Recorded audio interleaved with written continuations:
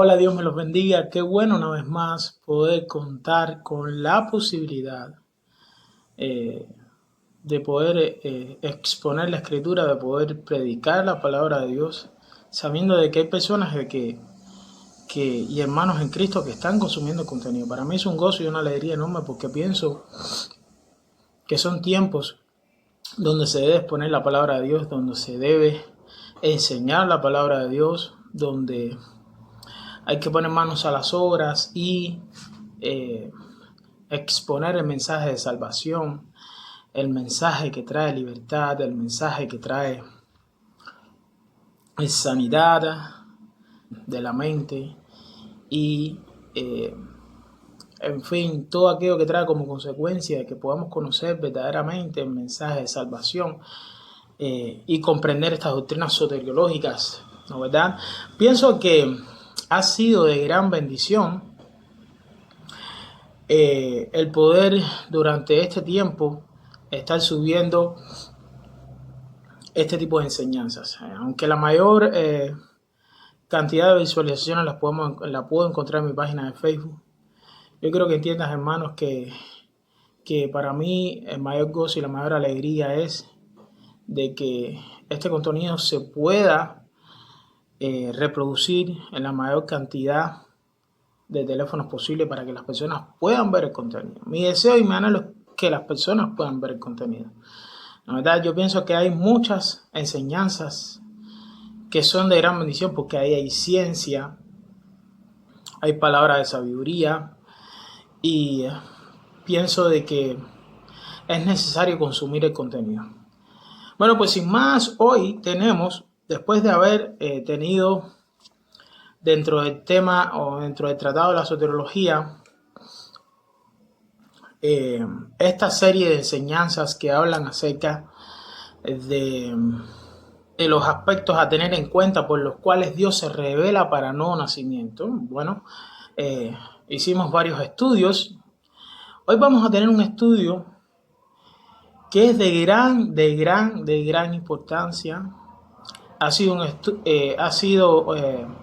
un tema de debate y de polémica a través de los siglos de la iglesia. Es una de los puntos de la soteriología que más incertidumbre genera en el corazón del creyente, que más incertidumbre, que más interrogantes despiertan en el corazón del creyente, y precisamente esto sucede porque no contienen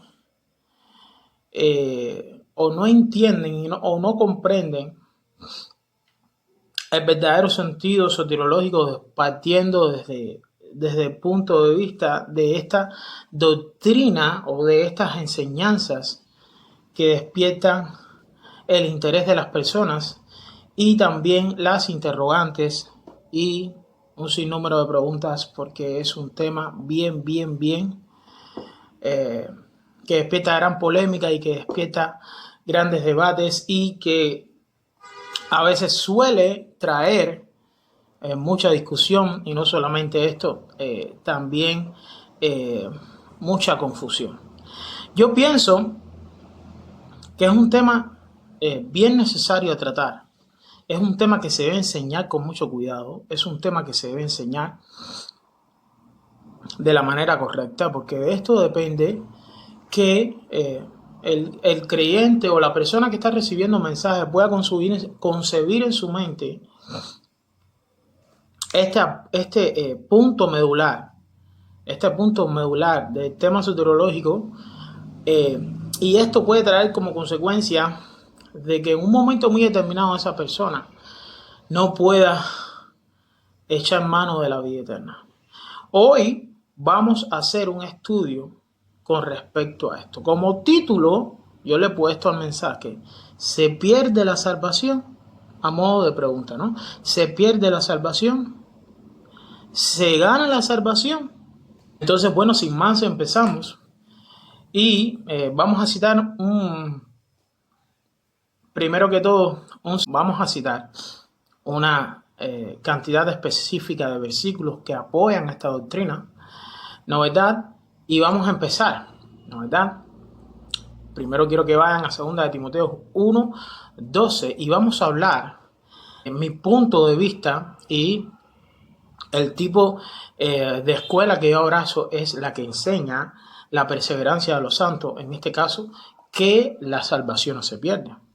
Vamos a explicar y vamos a hacer un análisis de las doctrinas y de los diferentes versículos que hoy vamos a tener en cuenta y que vamos a tomar como punto de partida para desarrollar este tipo de enseñanza o este tipo de doctrinas que apoyan este punto de vista soteriológico, como lo expuso en su momento en su tratado Calvino, y que posteriormente sus discípulos después, para hacer un orden de ese tratado soteriológico, hablaron de 5 puntos específicos, y este último punto, hablando de la perseverancia de los santos, donde esto recoge de que es imposible, una vez que tú recibes la salvación, de que tú naces de nuevo, de que tu interior corren ríos de agua viva, de que en ti está morando el Espíritu Santo, la persona preciosa del Espíritu Santo, es imposible de que tú puedas perder la salvación, sino que es un proceso donde tú empiezas a vivir una vida donde yo personalmente no creo que el término más adecuado que se utilizó en este punto sea el de la perseverancia de los santos, sino el de, yo le pondría otro título a este punto, como es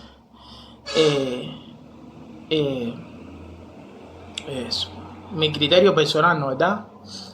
Los santos son guardados y los santos están seguros en Cristo, y no tanto perseverar, porque ya no depende de que tú perseveres, ¿no? Ya no depende de que tú perseveres, sino se trata de que Dios te guarda, ¿no verdad? A lo largo de tu vida cristiana, a lo largo de tu vida en esta tierra, para hacer la obra y la voluntad de Dios. Bueno, pues sin más, conforme a su propósito, ¿no verdad? Entonces, bueno, pues sin más, empezamos con este tema. Y primero vamos a hablar cómo Dios manifiesta su poder en la vida del creyente para guardarlo y para que, como dice Jesús, para de todo lo que me ha dado yo no pierda nada, sino que lo resucite en el día postrero, y cómo somos guardados por el poder de Dios en salvación, y para que en un momento muy determinado se consume la redención y podamos obtenerla y podamos llegar a, como dice Efesios, hasta el día de la posesión adquirida, a adquirir nuestra posesión una vez que sea consumada la redención, conforme a diseño del propósito y del plan de Dios, una vez que hayamos recibido galardones y hayamos recibido y Dios nos equipe para en un momento muy determinado cumplir con su voluntad, dígase en el reino milenial y dígase en la eternidad, ¿no verdad? Bueno, pues sin más empezamos, ¿no verdad? Por lo cual asimismo padezco esto, pero no me avergüenzo, porque yo sé en quién he creído y estoy seguro de que es poderoso para guardar mi depósito para aquel día, ¿no verdad? Pues Dios guarda nuestro depósito, ¿no verdad? Y es poderoso, amén. Tenemos que tener en cuenta esto.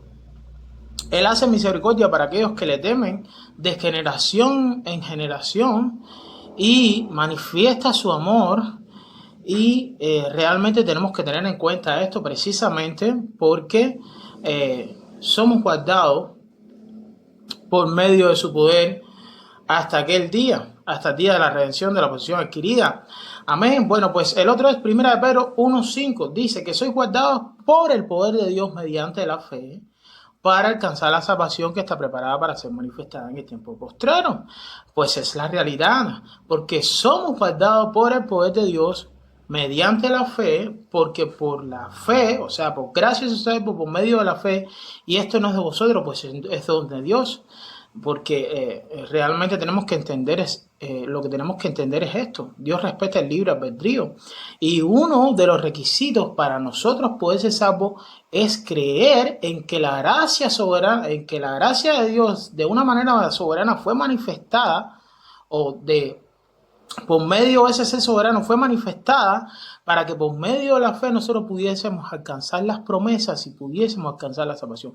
Porque de tal manera amó Dios al mundo que dio su único Hijo para que todo aquel que crea, para que todo aquel que en él crea, que creyó y que creerá, sea salvo. ¿No, verdad? Porque no mandó Dios al mundo a su Hijo para condenarlo, sino para que el mundo fuera salvo por él. ¿No, verdad? Bueno, pues sin más, esto es primera de Pedro 1:5. Y aquel que es poderoso para guardaros sin caídas y presentaros sin mancha delante de su gloria con gran alegría, al único y sabio Dios, nuestro Salvador, sea la gloria y majestad del imperio y potencia, ahora y por los siglos de los siglos.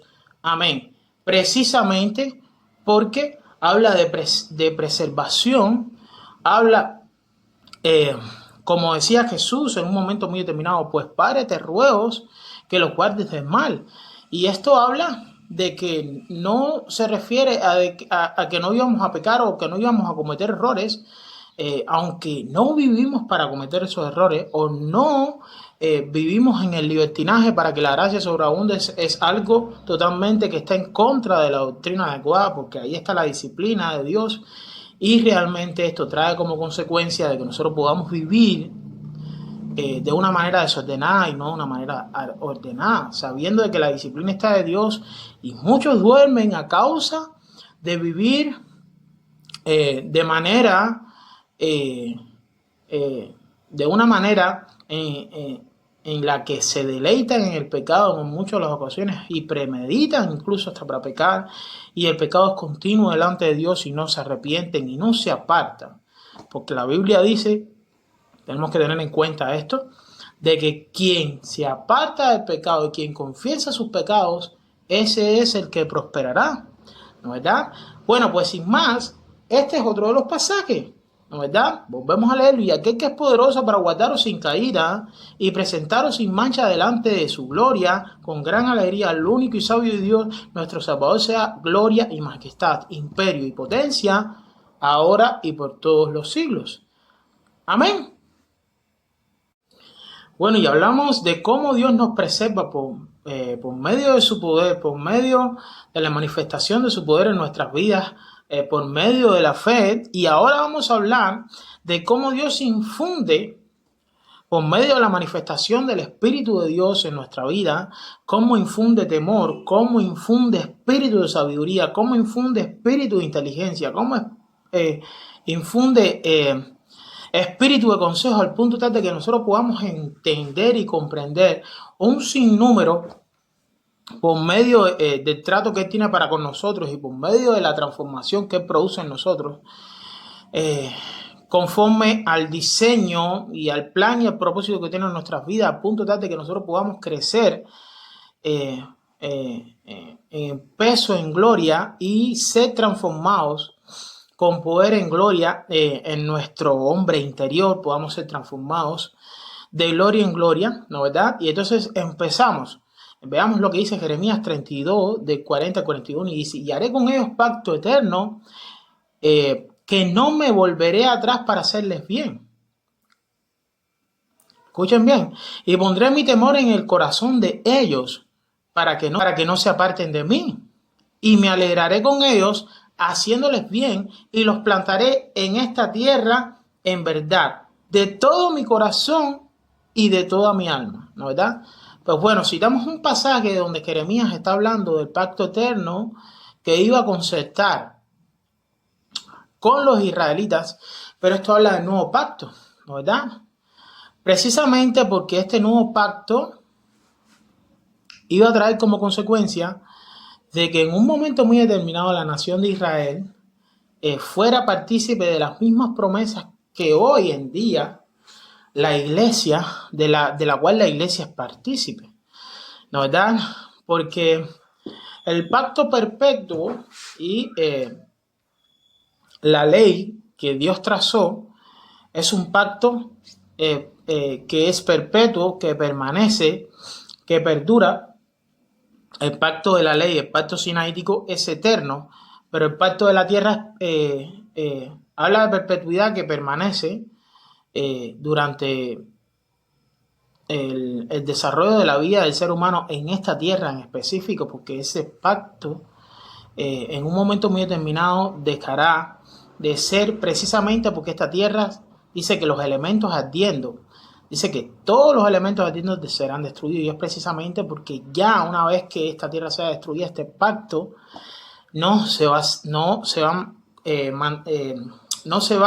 a mantener en existencia, y entonces esto va a traer como consecuencia de que el pacto que se mantenga durante toda una eternidad va a ser el pacto de la ley, y no solamente el pacto de la ley, sino el pacto o el nuevo pacto. Amén. Y cuando a esto me refiero a un sinnúmero de cosas que no le afectan a la iglesia, porque es un pacto eterno de la ley, o el pacto sinaítico. Precisamente, ¿por qué? Porque nosotros fuimos redimidos y nuestra justificación no es conforme, o sea, es por medio de la fe, por gracia, por medio de la fe, sabiendo de que en Jesús nosotros fuimos redimidos, fuimos comprados a precio de sangre y le pertenecemos a Él. Por lo cual el antiguo pacto, el pacto de la ley, no en ningún momento nos lleva a sujeción al punto de que nosotros podamos estar sujetos a maldición por no cumplir con todas estas cosas de la ley, como dice el libro de Gálatas, o esta carta a los Gálatas, ¿verdad? Pues bueno, veamos qué dice Juan 10, del 14 al 16. Pero antes quiero hacer una breve aclaración. ¿Cómo es que Dios en un momento muy determinado, y para esto vamos a volver a leer el versículo que leímos anteriormente, y haré con ellos pacto eterno, que no me volveré atrás para hacerles bien, y pondré mi temor en el corazón de ellos? ¿Cómo Dios pondrá su temor en el corazón de ellos? Y es precisamente porque el Espíritu de Dios es espíritu de temor de Jehová. Conforme a Isaías 11, cuando vemos el espíritu de temor, cómo se manifestaba en la vida, el espíritu de temor de Jehová, cómo se manifestaba en la vida de Jesús, hablando de las 7 manifestaciones del espíritu: espíritu de sabiduría, espíritu de temor de Jehová, espíritu de inteligencia, espíritu de consejo, y cómo de la misma manera Dios infunde, porque me han hecho esta pregunta en varias ocasiones, ¿no, verdad? Y es bien necesario, de una manera breve, aclarar esto. Me han dicho: Rafa, pero ya yo acepté el plan de salvación y fui salvo y nací de nuevo. Amén. Y he dado frutos, pero en un momento muy determinado ya yo no quiero seguir a Dios. Yo quiero dejar a Dios. Realmente ya yo no quiero hacer la voluntad de Dios. Dígole, pues hermano, es bien simple. Dios no quebranta el libre albedrío, pero Dios trata contigo para que tú seas en un momento muy determinado disciplinado. No solamente seas disciplinado, sino que seas renovado. Hay un renovar, hay un trato contigo para renovación y para que seas edificado y vuelvas a hacer la voluntad de Dios. Muchos me han preguntado: ¿y cómo es posible esto, Rafa, si yo realmente no quiero saber nada de Dios? Pero nací de nuevo. Entonces es imposible que tú me puedas decir que soy anticristo, porque en un momento muy determinado dice: pues estaban entre nosotros y salieron de entre nosotros para que se vieran que no eran de nosotros. Hablando del espíritu anticristo, porque ya yo nací de nuevo, yo le pertenezco a Jesús y la salvación no se pierde. Es una buena pregunta para hacerse, ¿no, verdad? Pues yo le he dicho: pues hermano, empiezas a entrar en un periodo donde Dios empieza a disciplinarte, porque la Biblia dice que a quien ama disciplina, ¿no, verdad? Y esto sucede precisamente porque cuando empiezas a entrar en ese estado, empiezas a entrar en ese periodo, Dios no es que Dios se aleje de ti, porque Dios siempre va a estar contigo y prometió siempre estar contigo, sino de que Dios permite en tu vida ciertas y determinadas cosas conforme a su conocimiento anticipado, a su sabiduría infinita y conocimiento infinito.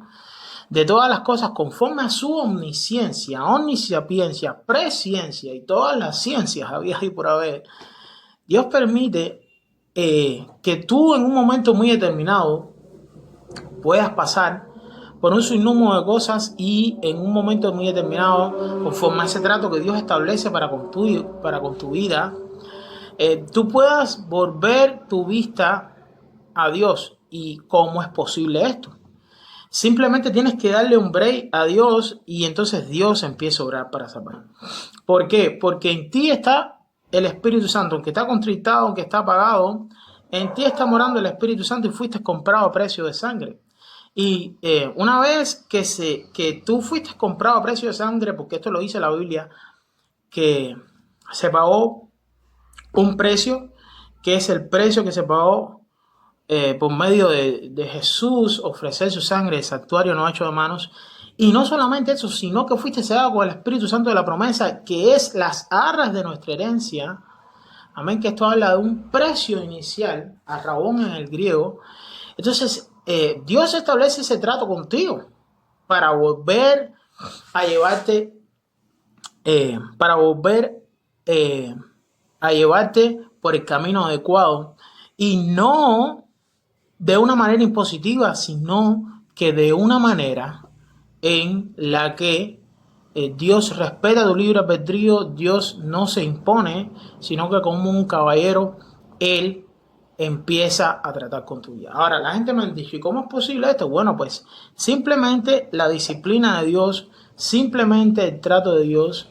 En muchas de las ocasiones a veces suelen ser enfermedades, en muchas de las ocasiones a veces empiezan a haber problemas y situaciones en tu vida y Dios escoge o Dios entiende y comprende en un momento muy determinado qué va a ser lo mejor y cómo va a establecer ese trato contigo a punto tal de que tú vuelvas tu mirada y el mínimo break que tú le des a Dios, Dios se va a colar por ahí y va a infundir espíritu de inteligencia, va a infundir espíritu de sabiduría. Dios va a obrar poco a poco. Esto no significa de que para que dé fruto apacible de justicia. Ojo con lo que estoy diciendo. Y Dios empiece a poner el querer como el hacer por su buena voluntad una vez que tú te has humillado, que te hayas quebrantado. La gente me han dicho, ¿y cómo es posible esto? Pues que para Dios no hay nada imposible. Y somos guardados por medio de su poder. La realidad es que imagínense ustedes que el ser para el cual no hay limitantes en la manera de entender y comprender las cosas, que está lleno de sabiduría, a punto tal de que su sabiduría es infinita y que está lleno de ciencia, a punto tal de que su ciencia es infinita, en el cual puede diseñar lo que sea y puede entender y comprender lo que sea. Imagínense ustedes cómo Dios no preparará un destino para ti sin violentar tu libre albedrío a punto tal de que tú tomes decisiones aceptadas para que Él pueda poner el querer como el hacer por su buena voluntad y Él volver a traerte por el camino adecuado. Amén. Ahora, recuérdense que una vez que tú naciste de nuevo, ya en ti y que hubieron frutos, ya en ti hay un peso de gloria. Escuchen bien, hermano. Miren lo que yo les voy a decir.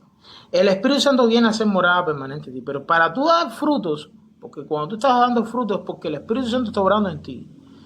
Ojo con lo que estoy diciendo. Una cosa es que tú nazcas de nuevo porque ha habido un trato previo contigo y otra cosa es lo que le está el Espíritu Santo produciendo en ti, porque si esos frutos se van a ver es porque ya el Espíritu Santo está obrando en tu vida. Y una vez que esto sucede, ya esos frutos hablan de un peso de gloria, de una transformación de gloria en gloria en la que Dios ha venido tratando contigo. Cosa que Dios usa en un momento muy determinado. Porque hay que ser bien incisivos a la hora de explicar esta serie de cosas para que no... esto no significa que, a ver cómo te explico, que tú te vas a acomodar y vas a dejar que Dios sobre en ti, sino que Dios va a despertar el anhelo y el deseo por buscarle, por vivir para Él. Y Él, todas estas cosas que tú recibes de parte de Dios en un momento muy determinado pueden llegar a... Escuchen bien, porque Dios en cierto sentido puede orar en tu vida de una manera tal en que tú comprendas de que de una manera soberana Dios puede hacer las cosas de una manera justa, entendiendo de que tú le perteneces y fuiste comprado a precio, ¿no? Y eso tú lo comprendes. A veces la gente dice, pero bueno, actuaría de manera arbitraria o de manera déspota, pero no es así, es que tú fuiste comprado a precio de sangre. Entonces Dios trabaja contigo de una manera tal, hermano, que a veces puedes tú pensar que Dios hace las cosas porque Él le van a hacerlas. No, es que tú fuiste comprado a precio, tú le perteneces a Dios. Abrazaste la salvación entendiendo y comprendiendo estas cosas y tú lo aceptaste por tu libre voluntad, porque en tu libre albedrío lo decidiste. Entonces a veces no entendemos y comprendemos ciertas cosas, porque la rebeldía no es un tema en el que Dios puede decir, bueno, voy a tirar la toalla y ya no voy a seguir tratando con él. Pues te quiero decir que toda la bondad de Dios se extiende en todas las direcciones habidas y por haber para alcanzarte y volver a llevarte por el camino correcto, porque le perteneces. Amén. Seguimos. Escuchaste bien, yo soy el buen pastor y conozco mis ovejas. Amén. Ahora vamos a hablar, porque para establecer doctrina soteriológica tenemos que ver que lo que dice Jesús es lo más importante.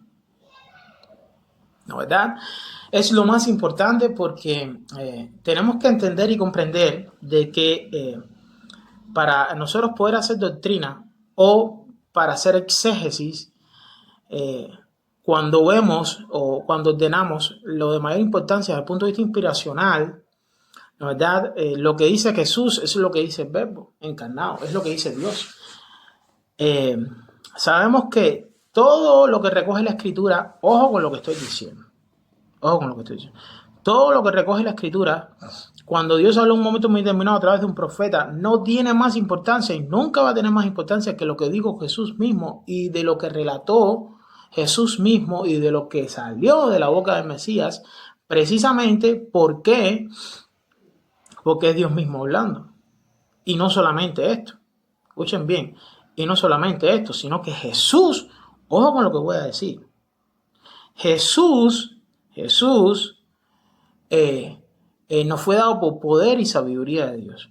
Jesús es Dios mismo hablando, y lo que recogen los evangelios, lo que recogen las cartas de los apóstoles que anduvieron con él, y por ejemplo, como dijo Juan, todo lo que hemos oído y hemos visto con nuestros ojos en cuanto a lo tocante al verbo de vida, hablando del testimonio de lo que ellos vieron y escucharon, ¿no, verdad? De lo que palparon nuestras manos. Amén. Ellos lo recogieron y lo esbozaron en la Escritura. Y esto no tiene mayor importancia que nada absolutamente en la Biblia. Esto es lo más importante. El testimonio de Cristo Jesús, las enseñanzas de Jesús son únicas. Y yo quiero que entiendas que es el mismo Dios hablando. Porque lo que yo oigo de mi Padre, eso es lo que estaba enseñando, eso es lo que estaba transmitiendo, eso es lo que estaba. Él como emisor era lo que estaba enseñando. Precisamente por eso tenemos que entender esto. Ahora miren lo que dice. Para hacer una exégesis adecuada, primero tenemos que tener en cuenta lo que dijo Jesús, porque es Dios mismo hablando. Amén. Aunque muchos me dicen, bueno, pero toda la Escritura es inspirada por Dios, útil para reacudir, para instruir en justicia, a fin de que el hombre sea enteramente preparado. Y tenemos que entender de que la inspiración, en la Escritura, toda la inspiración, y tenemos que entender de que en la Escritura todo lo que está escrito, porque hay dos tipos de inspiraciones y hay que saber cuándo verdaderamente el Logos se hace manifiesto. Ojo con lo que voy a decir. Se hace manifiesto de la manera correcta por medio de la boca de un profeta, pero teniendo en cuenta primero lo que dijo Jesús. Porque cuando se concilió para poder escoger en un momento muy determinado cuál era la escritura que por medio de un canon y de ciertas cosas que había que tener en cuenta para que esa escritura se tomara como inspirada por Dios, pues hermano, yo quiero que tengas en cuenta de que siempre es bien importante de que una de las cosas que se tomó en cuenta fue lo que dijo Jesús y de lo que habló Jesús conforme a los profetas que en un momento muy determinado hablaron palabra de Dios y se recoge ese testimonio para tomar en cuenta el texto inspirado. Entonces, tenemos que tener esto en cuenta. Jesús Es el punto de partida para establecer una doctrina y para hacer buen exercicio. Que yo soy el buen pastor y conozco mis ovejas. Y las mías me conocen, así como el Padre me conoce y yo conozco al Padre. Y pongo mi vida por las ovejas. También yo tengo otras ovejas que no son de este redil. Hablando de los gentiles, aquellas también debo traer y oirán mi voz y habrá un rebaño y un pastor. Dice, yo soy el buen pastor y conozco mis ovejas y las mías me conocen. Así como el Padre me conozco, yo conozco al Padre. Y yo pongo mi vida por las ovejas. También yo tengo otras ovejas que son de este redil, aquellas también debo traer y oirán mi voz y habrá un rebaño y habrá un pastor. Juan 10, del 14 al 16. Ahora miren lo que dice. Juan 10, mismo capítulo. Pero vosotros no creéis porque no sois de mis ovejas. Amén. Como yo he dicho, mis ovejas oyen mi voz. Escuchen bien. Y yo las conozco y me siguen. Este es el mismo capítulo, el mismo contexto. Y yo les doy vida eterna y no perecerán jamás. Volvemos. Porque hay que tener en cuenta otras cosas. Pero vosotros no creéis. Está hablando de los que no creen. Porque de tal manera amó Dios al mundo para que todo aquel que en él creyó y creerá. Porque de tal manera amó Dios al mundo para que todo aquel que creyó y creerá. Repito, para que todo aquel que en él cree no se pierda, mas tenga vida eterna. Creyó y creerá. Porque no sois de mis ovejas. Primero hay que creer. Como os he dicho, mis ovejas oyen mi voz, porque creen, porque la fe viene por el oír y el oír la palabra de Dios, y yo las conozco y me siguen, y yo les doy vida eterna. Amén. Porque una cosa es creer, otra cosa muy distinta es oír. Amén. Y una cosa es oír de una manera y otra cosa es oír de esta manera en la que está hablando Jesús. Y oyen mi voz y yo las conozco. ¿Por qué? Porque oyen para creer. Porque en el Evangelio de Dios la justicia de Dios se revela por fe y para fe. Y yo les doy vida eterna y no perecerán jamás. No van a perecer jamás. Para los que creen y no perecerán jamás. Y nadie las arrebatará de mi mano. Nadie. Amén. Mi Padre me las dio. Es mayor que todos y nadie las puede arrebatar de mi mano, de la mano de mi Padre, y yo y el Padre uno somos. Juan 10 del 26 al 30. Amén. Ojo, ahora escuchen lo que dice aquí. Y esta es la voluntad del que me ha enviado, de que todo aquel que vea al Hijo y cree en él tenga vida eterna y yo le resucitaré en el día postrero. Repito, Juan 6, 40. Y esta es la voluntad del que me ha enviado. Que todo aquel que vea al Hijo y cree en él tenga vida eterna. O sea, todos tengan vida eterna y yo la resucitaré en el día postrero. Amén, porque una vez que tú recibes el mensaje del Evangelio, crees en Jesús como tu Señor y crees que el Padre resucitó entre los muertos, dice la Biblia que será salvo, y ya en ese momento empiezas a tener vida eterna. Entonces, si tú en ese momento empiezas a tener perdón, repito, y ya entonces en ese momento tienes vida eterna y es imposible que tú puedas perder la vida porque la vida es eterna. Amén. Y yo la resucitaré en el día postrero. No solamente habla de que tienen vida eterna en ese momento, sino que lo resucitará en el día postrero. Amén. Ahora, ninguno puede venir a mí si el Padre que me envió no le trajere. Repito, ninguno puede venir a mí si el Padre que me envió no le trajere. Y yo le resucitaré en el día postrero. O sea, para que se manifieste que la voluntad de Dios para salvación, en que Dios ordena para salvación a una persona, eso debe suceder porque el Padre le atrae a Jesús. Le trae a Jesús a esa persona y yo lo voy a resucitar en el día postrero. No se queda la cosa ahí, sino también que lo resucitará en el día postrero. El que come mi carne y bebe mi sangre tiene vida eterna y yo le resucitaré en el día postrero. Escuchen este pasaje porque es un pasaje que se puede malinterpretar. Porque mi carne es verdadera comida y mi sangre es verdadera bebida. El que come mi carne y bebe mi sangre en mí permanece y yo en él. Como me envió el Padre viviente, yo vivo por el Padre. Asimismo, el que me come, él también vivirá por mí. Este es el pan que descendió del cielo, hablando Jesús de él mismo. No como vuestros padres comieron el maná y murieron. El que come de este pan vivirá eternamente. Estas cosas dijo en la sinagoga, enseñando en Capernaum. Al oírlas, muchos de sus discípulos dijeron, dura es esta palabra. ¿Quién la puede oír? Sabiendo que Jesús en sí mismo, voy a repetir, sabiendo Jesús en sí mismo que sus discípulos murmuraban de esto, les dijo, ¿esto os ofende? Pues que si vieres al Hijo del Hombre subir a donde estaba primero, el Espíritu es el que da vida, la carne para nada aprovecha, las palabras que yo os he hablado son espíritu y son vida. Pero hay algunos de vosotros que no creen. Amén. Ya no solamente está hablando de que literalmente había que beber su sangre y comer su carne, sino de que él está hablando en un sentido espiritual. Por eso dice, las palabras que yo os he dicho son espíritu y son vida. Porque Jesús sabía desde el principio quiénes eran los que no creían. Precisamente por eso habla en este lenguaje haciendo referencia al Cordero Pascual, para que a pesar de que en la ley en un momento muy determinado, ojo con lo que voy a decir, y haciendo referencia a la Santa Cena, ojo, porque esto traía tal controversia a punto tal de que la ley decía, no comerás o no tomarás sangre con la vida o sea, en este caso, con la vida en la carne. O sea, no harás como un acto de canibalismo. A esto se refería la ley. Ya incluso desde el tiempo de Noé se estaba citando esto. Noé, como dice la Escritura, no beberá sangre con la vida en su carne. Es necesario entender esto precisamente ¿por qué? Porque esto alarmaba a los judíos. Y no entendían de que Jesús estaba hablando esto en un sentido espiritual.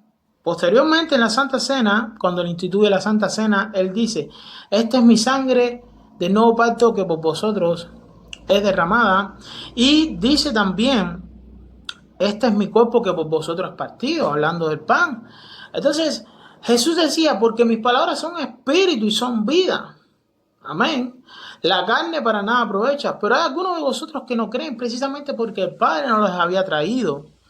Porque Jesús sabía desde el principio quiénes eran los que no creían y quién le había de entregar. Y dijo, por eso os he dicho que ninguno puede venir a mí si no le fuera dado del Padre, lo que estaba hablando anteriormente.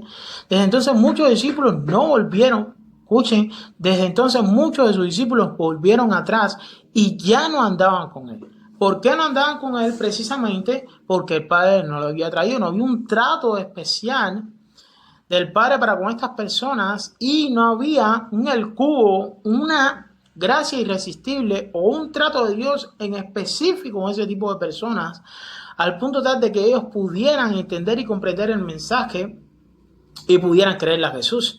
Dijo entonces Jesús a los 12, ¿queréis acaso iros también vosotros? Le respondió Simón Pedro, Señor, ¿a quién iremos? Tú tienes palabra de vida eterna y nosotros hemos creído.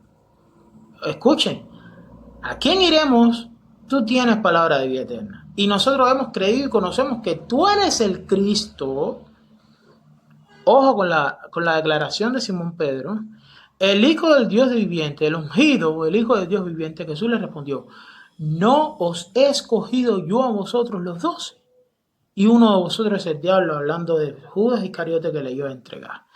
Precisamente porque era el propósito que Dios tenía y del cual ya se estaba profetizando anteriormente en la Escritura, hablando del hijo de perdición. Amén. Y había de tener esto en cuenta. Juan 6, 54, 70. Amén. Ese es el pasaje que acabo de leer. Juan 6, de 54 a 70. Ahora, veamos desde otro punto de vista. Ya tratamos los pasajes que se citan en el Nuevo Testamento. Quizás se me pueda haber quedado uno por ahí. Yo pienso que sí, 1 o 2 me parece, o 3 quizás, que donde Jesús habla de que es imposible una vez que tú has recibido la salvación o de que tú le crees, de que tú escuchas su voz y de que realmente nadie te arrebatará de su mano. Amén, pues ahí está, ¿verdad? Hay como 3 o 4 versículos que cité. Ahora, Veamos qué es lo que dice Romanos 11, ya no hablando de lo que habla Jesús, sino de lo que hablan las cartas del Nuevo Testamento, y hablando en este caso de lo que el apóstol Pablo enseña a la iglesia en Roma, porque irrevocables son los dones y el llamamiento de Dios, hablando de Israel, hablando de cómo Dios, por medio de un pacto que había establecido con la nación de Israel, un pacto perpetuo, Dios tiene que sellar y tiene que mantener esa alianza. Ojo con lo que estoy diciendo. Dios tiene que mantener esa alianza por medio de un trato donde en la última semana, porque así está establecido, conforme al pacto que Dios estableció, que Dios promulgó, concertó, dígase con Abraham, dígase con la nación de Israel, etcétera, etcétera. Y en un momento muy determinado, en esa última semana, porque 70 semanas le dice Dios al profeta Daniel, están determinados sobre tu pueblo para traer justicia perdurable, para sellar la visión, para urgir al santo de los santos, para acabar con el pecado, con la prevaricación, etcétera, etcétera, etcétera. No, ¿verdad? Habla de un trato que va a tener en esa última semana con la nación de Israel, con los cuales él los va a hacer entrar con vara entre los límites del pacto, y donde él tiene que sellar ese trato para con la nación de Israel, porque al final todo Israel será salvo, pero teniendo en cuenta de que el justo por la fe vivirá. Amén. Dios, por medio de ese trato con la nación de Israel, va a hacer que ellos entren dentro de los límites del pacto y ellos abracen la fe en el único Dios verdadero, en Yeshua HaMashiach, y acepten a Jesús como único Dios y Salvador.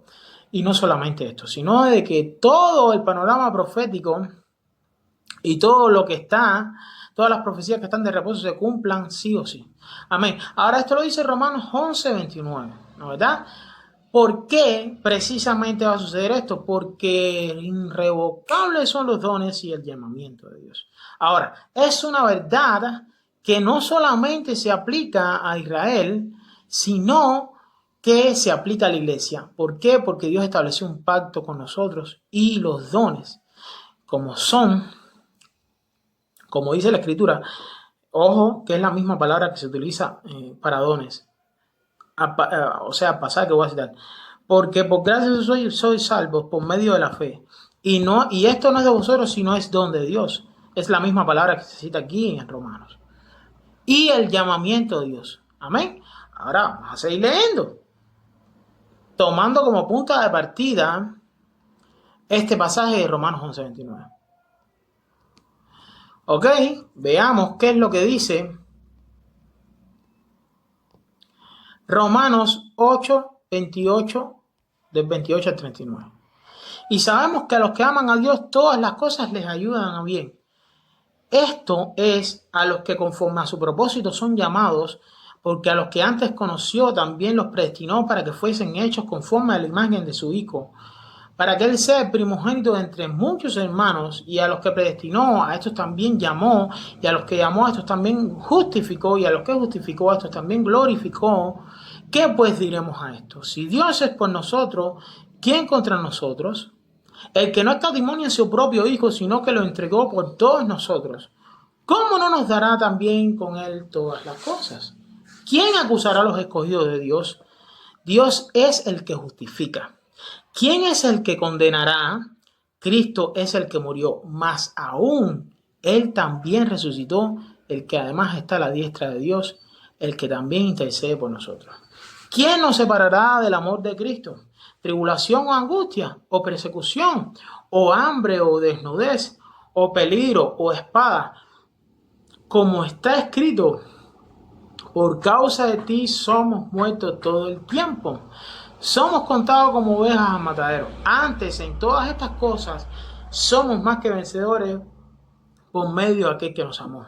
Por lo cual estoy seguro de que ni la muerte, ni la vida, ni los ángeles, ni principados, ni potestades, ni lo presente, ni lo porvenir, ni lo alto, ni lo profundo, ni ninguna otra cosa creada nos podrá separar del amor de Dios que es en Cristo Jesús, Señor nuestro. Romanos 8:28 al 39. Y es precisamente porque tenemos que tener en cuenta de que Dios es amor.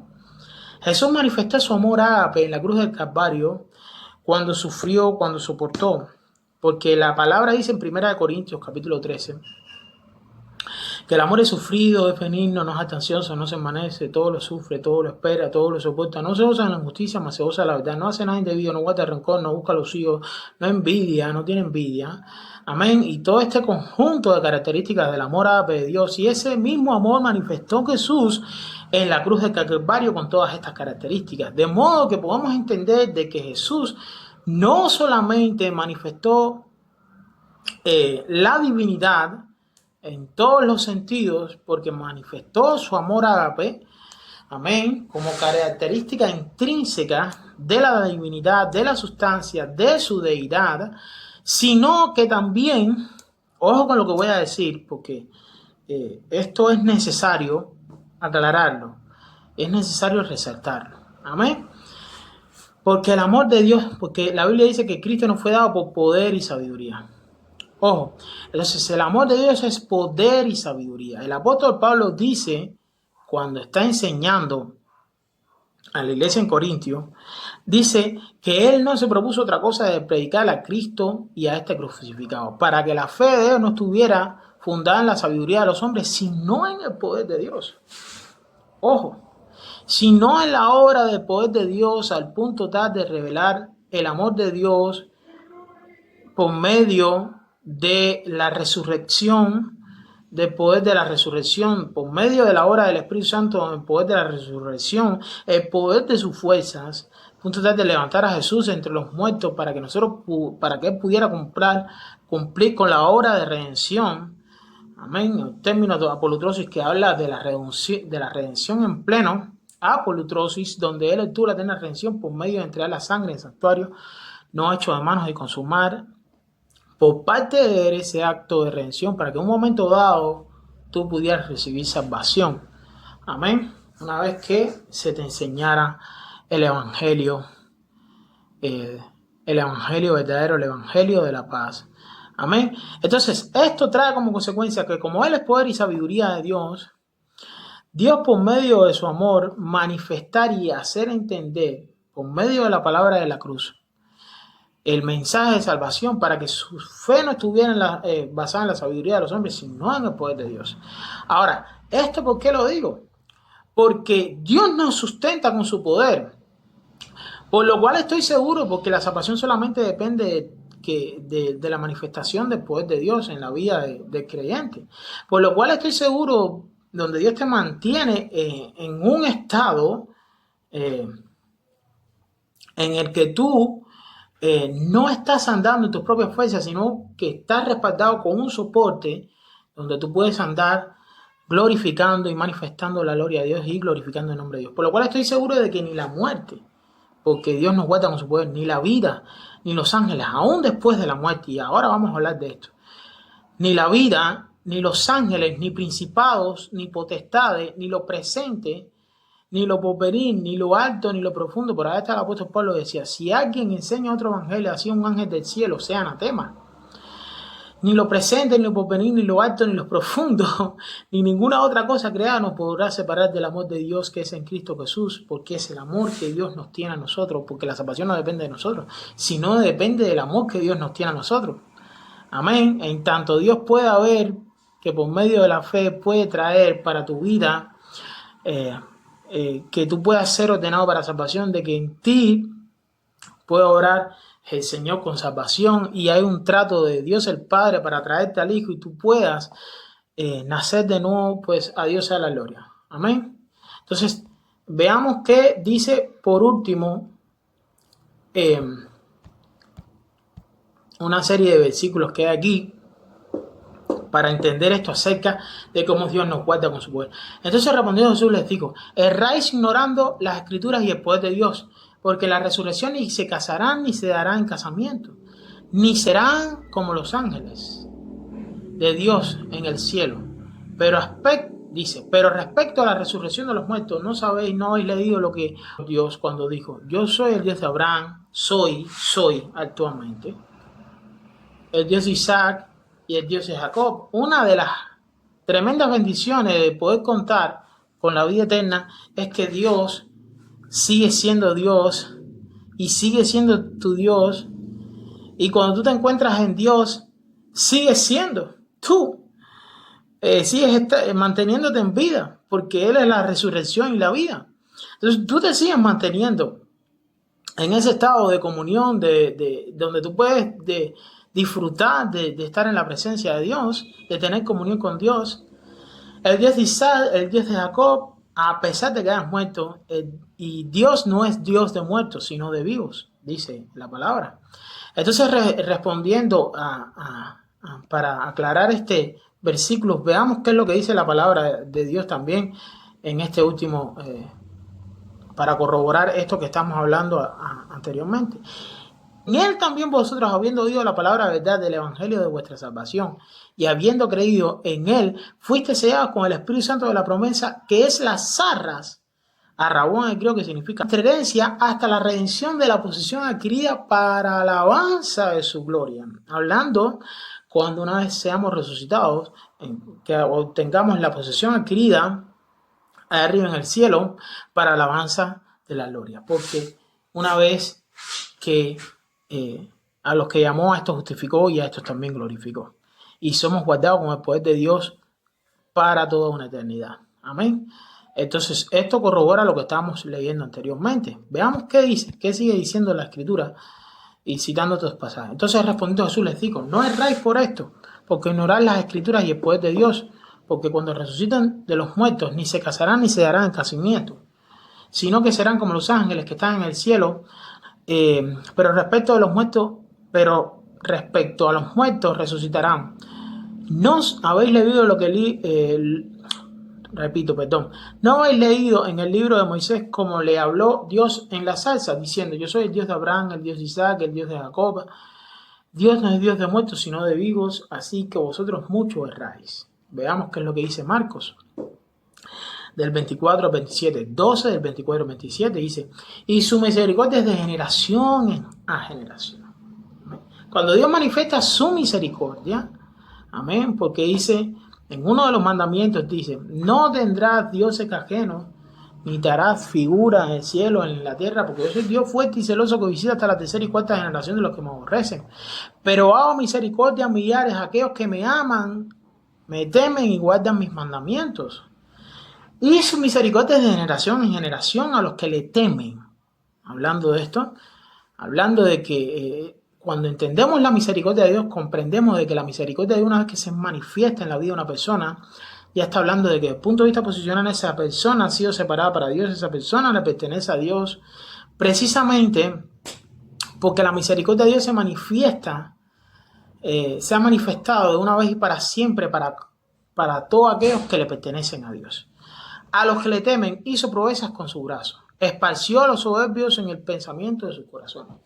Quitó de los tronos a los poderosos y exaltó a los humildes, a los hambrientos con de bienes, y a los ricos envió vacíos. Socorrió a Israel su siervo, acordándose de la misericordia.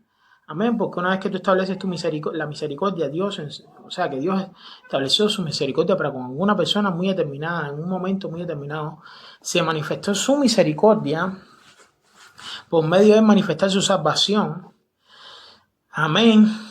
Hablando de posición, tenemos que entender de que la salvación se manifiesta en toda su extensión en la vida del pueblo de Israel, en la vida del creyente verdadero, en el pueblo de Israel, cuando su nombre es invocado en todos los sentidos. Jehová Ireh, Jehová Rafa, Jehová Shalom, Jehová Sidkenu, Jehová Roí, Jehová el Shaddai, el Elión, en fin, todos los nombres de Dios cuando tú invocas a Dios para que pelee por ti, para que te ayude, para que puedas tener sanidad, para que puedas tener prosperidad, Jehová Jireh, en fin, todos estos dones y todas estas gracias y todas estas promesas que hay en la palabra para sus hijos. Y estaban todos maravillados y hablaban unos a otros diciendo: ¿qué palabra es esta? Que con autoridad y poder manda a los espíritus inmundos y salen.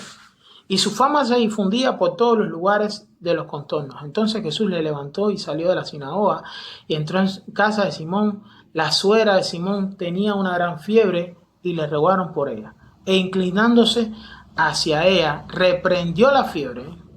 Amén. Cuando habla de reprensión, habla de un espíritu que había enfermedad en ella y la fiebre la dejó.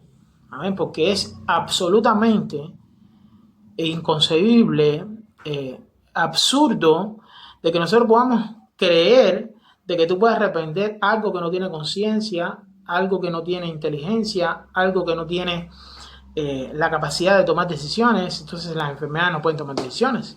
Entonces, hablando de un espíritu que había en ella que la tenía enferma. Y la fiebre la dejó, y levantándose ella al instante le servía. Al ponerse el sol, todos los que tenían enfermedades, de diversas enfermedades, los traían a él, y él poniendo las manos, amén. Una cosa es que tengamos en cuenta, ojo con lo que estoy diciendo, una cosa es que tengamos en cuenta, ojo, que tengamos en cuenta la reprensión, porque ahí, escuchen bien, el poder de Dios tiene que actuar internamente en la vida de una persona. Amén. A punto tal de que ella estaba en una condición de enfermedad, ojo, para que ustedes entiendan lo que sucedió hoy, de una condición de enfermedad donde ella estaba quebrantada, donde ella estaba solicitando favor, donde ella estaba solicitando el deseo de ser salva, y estaba tan afligida por esto, que Dios obró con un milagro en sus vidas, echando por medio del poder del Espíritu de Dios, Jesús echó afuera este demonio. Ahora, aquí es distinto, porque muchos me preguntan, sí, pero muchos reciben enfermedad y se manifiesta el poder de Dios y no son salvos, es la realidad. Pero una vez que se manifiestan todos estos testimonios del poder de Dios, esto está apoyando la palabra de Dios para que todos aquellos que en aquel entorno estaban ordenados para salvación, o había un trato del Padre para con sus vidas, para traerlos a Jesús, ellos pudieran ver de que este era el camino, la verdad y la vida, y no solamente esto, sino de que este era el evangelio verdadero, el mensaje de salvación. Y le robaron por ella, e inclinándose a ella, reprendió la fiebre, y la fiebre le dejó, y levantándose ella al instante le servía, ¿no? Ahora vamos a hablar de lo que estábamos, ya ahí estaba hablando, de que ahí sí obró el poder de Dios internamente en la vida de esta persona. Amén. Y también en la vida de estas personas. Pero es totalmente distinto. Y ya después hablaremos de este tema de demonología y de soteriología y de cómo Dios interviene en la vida de este tipo de personas. Al ponerse el sol, todos los que tenían enfermos de diversas enfermedades los traían a él. Y él, poniendo las manos sobre cada uno de ellos, los sanaba. Amén. Y aquí está hablando de algo, de una enfermedad, pero una enfermedad que no requiere de una reprensión porque es producida por un espíritu maligno, sino una enfermedad, de una condición física de enfermedad en la que se encontraban estas personas. Y esto no obra para salvación, pero sí para testimonio, porque quizás muchas de estas personas que están siendo sanadas fueron salvas después, no lo sabemos, porque la escritura no lo recoge, pero sí para que se entendiera de que, como dice el libro de los Hechos, que la palabra era confirmada con poder, con señales. Poniendo las manos sobre cada una de ellas, los sanaba. También salían demonios de muchos, dando voces y diciendo: tú eres el Hijo de Dios. Increíble. Ellos mismos vociferaban y daban testimonio de que él era el Hijo del Dios viviente. Y esto señalaba a Jesús como el Mesías, como el Cristo. Amén. Pero él lo reprendía y no les dejaba hablar porque sabían que él era el Cristo real. Este tipo de personas ya sabían que él era el ungido. Esto está en Lucas 4, de 36 al 41. Y cómo el poder de Dios obra para salvación, aún antes, incluso, de que en un momento muy determinado estas personas ya fueran selladas con el Espíritu Santo de la promesa.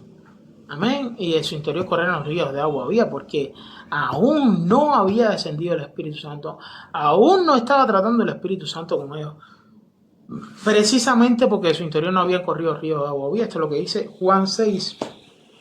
Amén. Y toda la gente que procuraba toparle, porque el poder de Dios salía de él y sanaba a todos.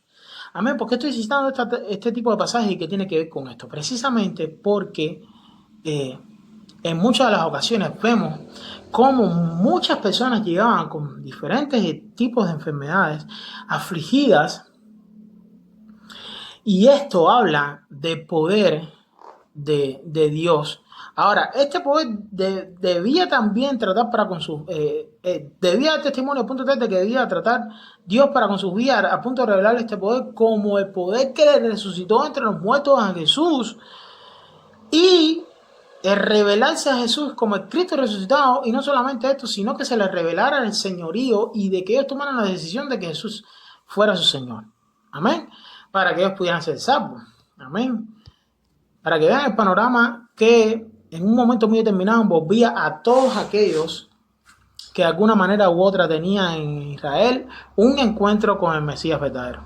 Pero Jesús dijo: alguien me ha tocado porque he conocido que ha salido poder de mí. Miren qué tremenda declaración hace Jesús aquí. Entonces, cuando la mujer vio que había quedado oculta, repito, entonces cuando la mujer vio que no había quedado oculta, vino temblando y postrándose a sus pies, le declaró. Porque ella tenía una enfermedad que había traído como consecuencia que esto había traído gran congoja, gran aflicción, y ella había gastado todo lo que tenía, amén, para hablar en un momento muy determinado el contexto de lo que sucedía en la vida de esta mujer, el contexto histórico de lo que sucedía en la vida de esta mujer, y había gastado todo lo que tenía buscando la solución a esta enfermedad, a este problema, delante de todo el pueblo, porque causa le había tocado. Y como al instante había sido sanada, porque esta enfermedad traía como consecuencia de que ella quedara inmunda y que ella no pudiera tocar, porque esto, conforme al rito de la purificación, todo judío quedaba inmundo, todo israelita quedaba inmundo que la tocara, y ellos tenían que proceder con el rito de purificación, y no querían acercarse a esta mujer. Y ella, temblorosa, llega hasta donde estaba Jesús, y él le dijo: hija, tu fe te ha salvado. Salvado. Amén. Ve en paz. Lucas, lo dejo ahí, no voy a decir nada. Lucas del 8 del 46 al 48. Lucas 8 del 46 al 48.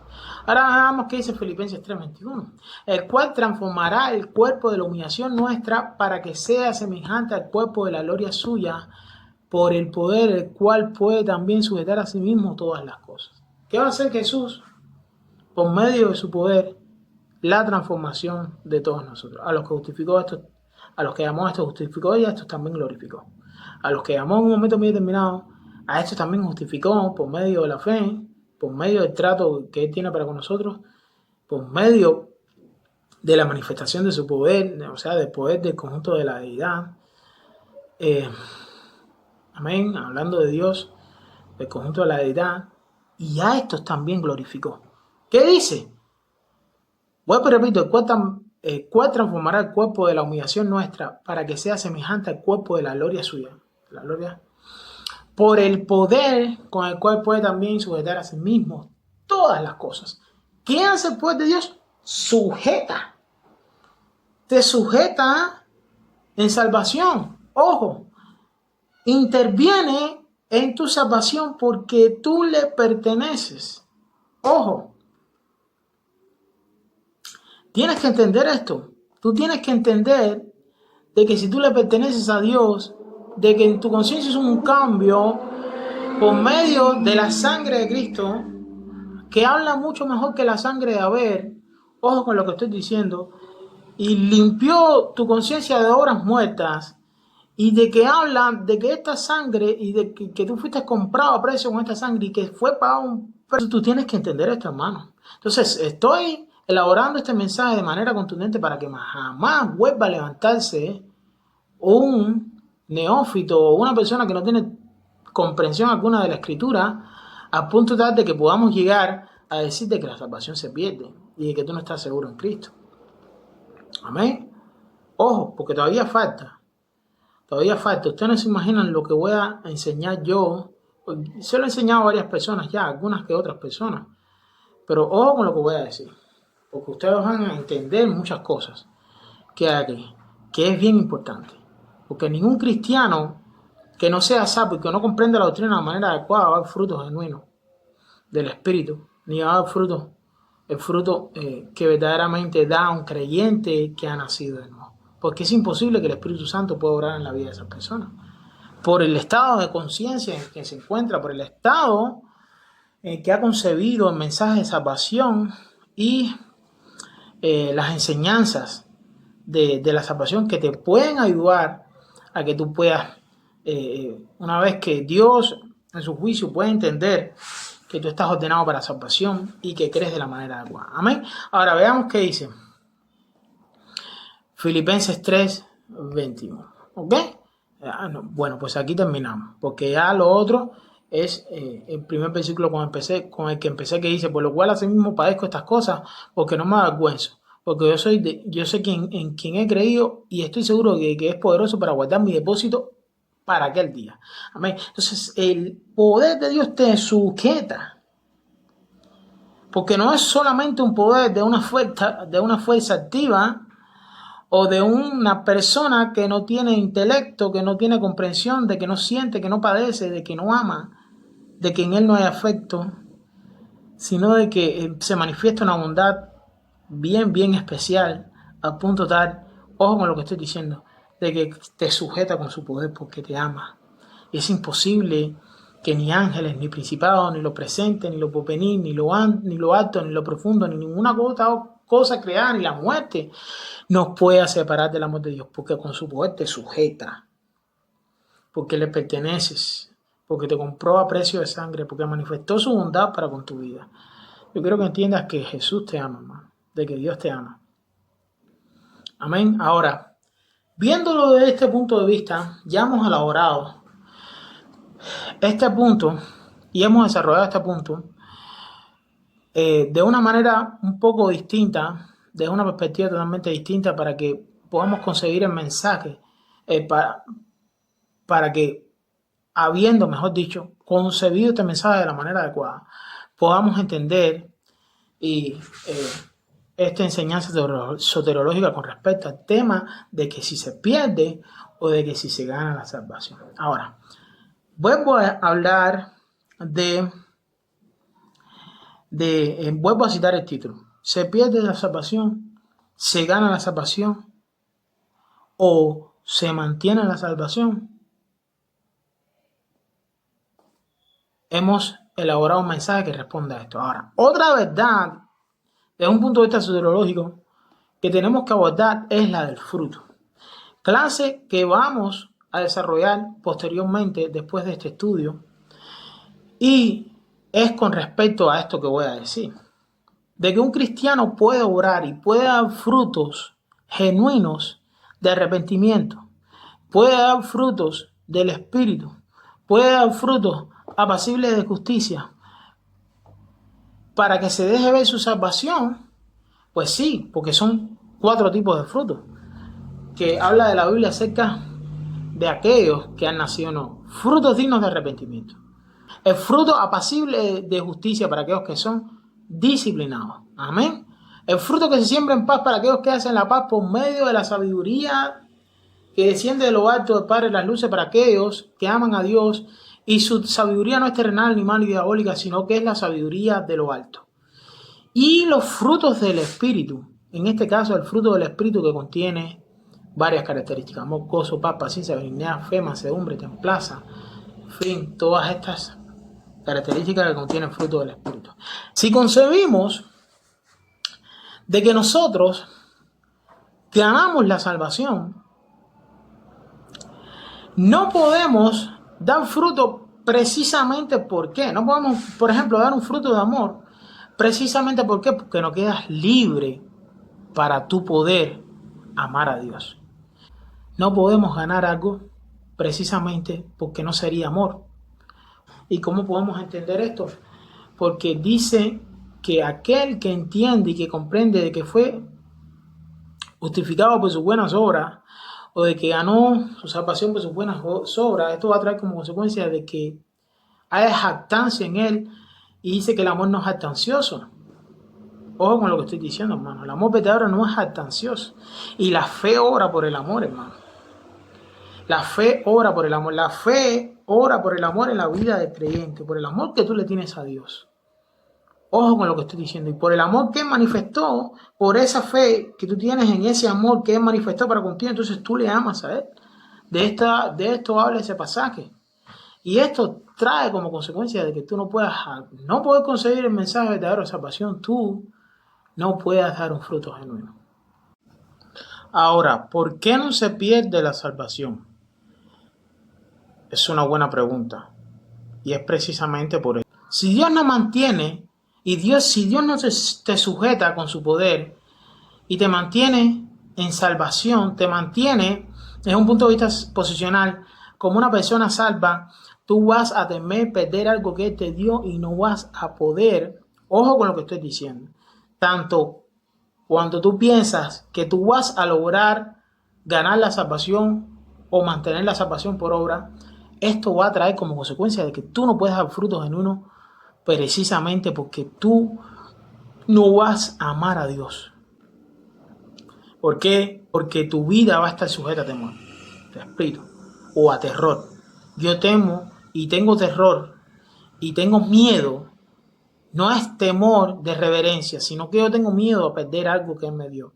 Entonces tú no quedas libre para poder amar con libre albedrío a Dios, y ese es el amor verdadero. Cuando tú tomas la decisión de amar a Dios porque Dios obra en tu vida y tú, por medio de ese trato, tú te quebrantas y tú afliges tu alma porque ese amor de Dios te constriñe, te obliga a amarle a Él porque tú tomas esa decisión de tu propio libre, de tu propia voluntad y amas y te duele haberle fallado a Dios. Amén. Y esto no habla de que tú, ojo con lo que estoy diciendo, de que tu obediencia esté basada en un terror o en un miedo que tú puedas tener porque tú desobedeces a Dios, y esto puede traer como consecuencia de que tú pierdas algo que supuestamente, que supuestamente Él te dio, ¿no verdad? Porque no te la ha dado, si quieres así de esta manera. Ahora, ¿cuándo tú vas a dar ese fruto? En todos estos frutos de los que he hablado, estos frutos dignos de arrepentimiento, estos frutos apacibles de justicia, este fruto del Espíritu, ¿cuándo tú vas a dar este fruto? Cuando tú quedes libre para amar. Cuando tú quedas libre para amar, cuando ya no hay un temor que te sujeta, precisamente porque no crees que vas a perder algo que realmente Dios te dio. Entonces, ese temor a tú constantemente estarlo teniendo precisamente porque temes perder algo, ojo con lo que estoy diciendo, temes perder algo que Dios ya te dio, esto trae como consecuencia de que no hay un fruto genuino de amor, porque este no es el conocimiento del amor verdadero. Amén. El amor ágape no es un amor que tenga que ver algo con el temor, que tenga que ver algo con infundir temor, con infundir miedo o con infundir algún tipo de terror. Precisamente porque el Espíritu de Dios no es espíritu de temor, sino de poder, amor y dominio propio. ¿La verdad? Entonces, la Biblia dice que el perfecto amor echa fuera todo temor. Entonces, es imposible de que Dios pueda obrar por medio de esta concepción que se alberga en tu conciencia. La palabra conciencia significa con conocimiento, al punto tal de concebir el mensaje de salvación, partiendo de creer de que tú en un momento dado puedas perder algo que ya Dios te dio. Ya Él te dio la salvación, tú no la pierdes. Ahora tú, por medio de la fe, porque tú le crees a Él, tú quedas libre para amarle a Él.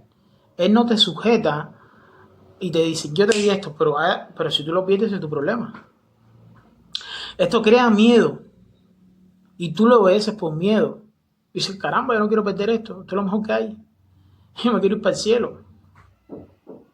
No hay una sujeción del poder de Dios en tu vida. Dios no te puede sujetar con su poder. Entonces, tú vas a temer, vas a sentirte con miedo en tu corazón y no vas a quedar libre para el Espíritu Santo poder orar en ti y tú puedas dar fruto, porque tú en tu voluntad decides hacer la voluntad de Dios y poder dar fruto por medio de la obra que hace el Espíritu Santo a la hora de colocar el querer como el hacer por su buena voluntad, a la hora de entender y comprender la Escritura y tú poner por obra todas las cosas que enseña la Escritura acerca de la voluntad de Dios, que está expresa en ella.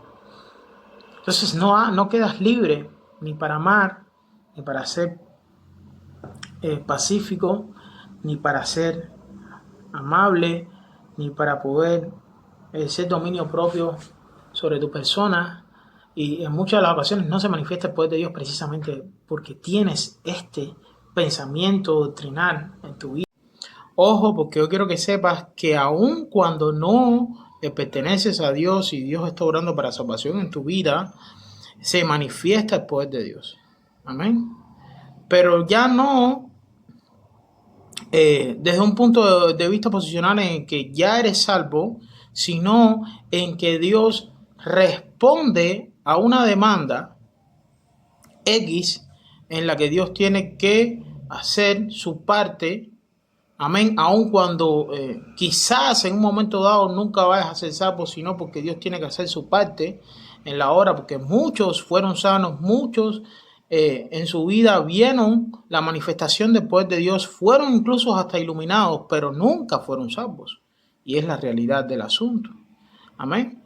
Esto trae como consecuencia de que no por el hecho de que podamos ver el poder de Dios manifestándose en nuestra vida, podamos decir que somos salvos.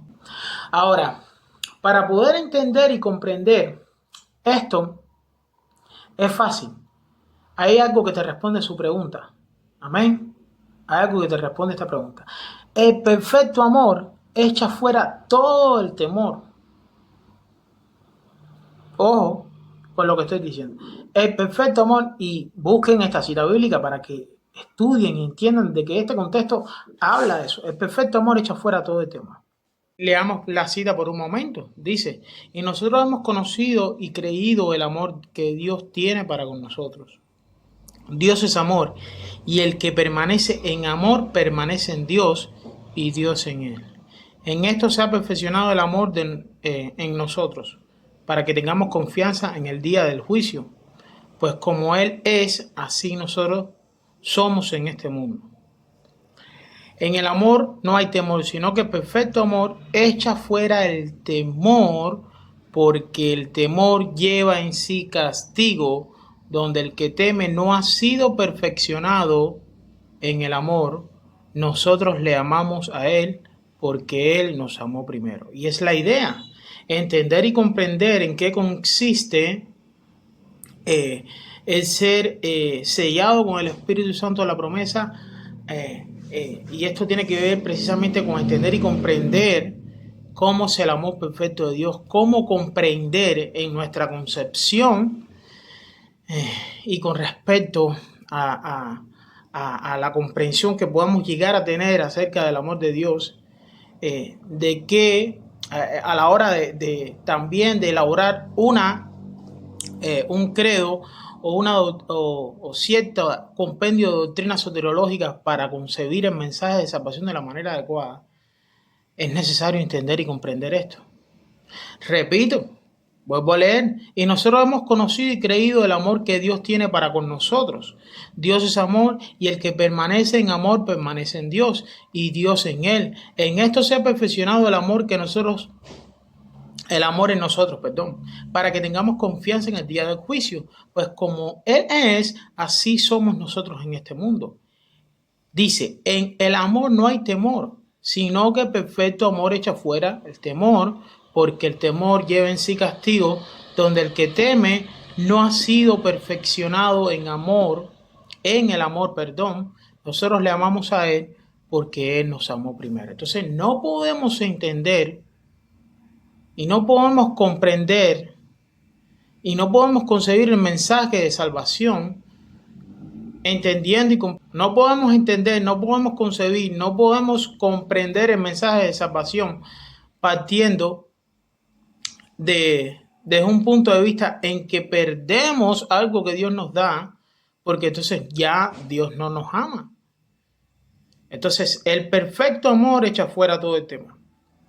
Dios nos amó y manifestó su amor para con nosotros, echando a un lado cualquier posibilidad que tú pudieras tener para que en un momento muy determinado, cuando tú decidieras amarle a Él porque Él te amó primero, pero con un amor que no engendra temor, tú pudieras, ojo con lo que estoy diciendo, tú pudieras amarle a Él.